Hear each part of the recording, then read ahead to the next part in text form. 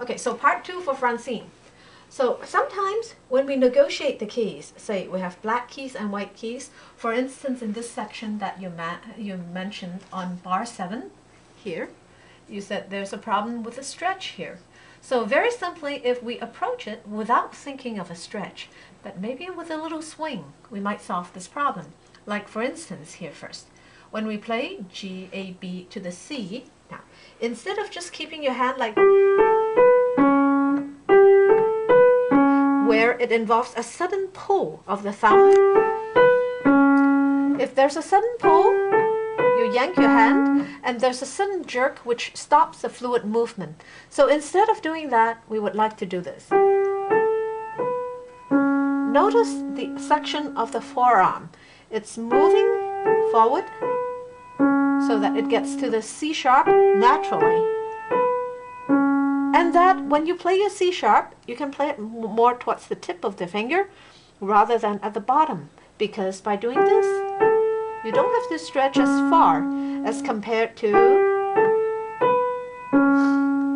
you have a whole section left out here without playing. So you just, so as we continue here going across,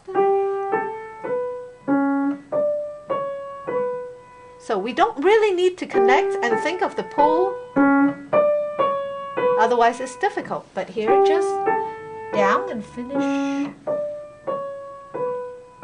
By that, it even gives you the illusion of a pseudo legato, where you have drop.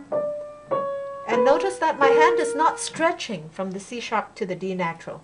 Drop.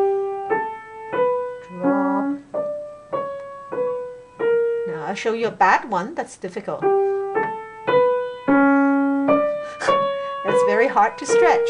So by playing it that way, we automatically create that illusion of having a legato without from the C to the D natural without having to work very hard to attain it. So that's the idea. And further back on the pedagogical implications, this technique is called the oblique forearm technique. Oblique just means that you're moving forward and backwards this way, oblique. And because it involves the forearm moving this way, it's oblique. So for example, when you play something that might involve, if I play something, or something, my hand is always moving with the arm and gliding. So the key word is to glide and slide. So that your hand is not stretched, otherwise it's very hard. But it's almost like a dance with a very fluid feeling.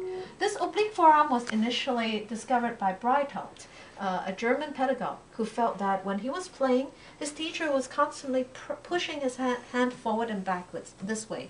At first he didn't know why his teacher was doing it. Later he discovered the intent of that was to get his arm to be involved in moving forward and backwards to the keys. So the idea here is it's not a static position where your hands just stay in the middle of each black or white key, but that you have a lot of leeway for moving forward and backwards, so that when you're playing, the continuous movement that involves moving forwards and backwards. That's it for this oblique forearm technique now.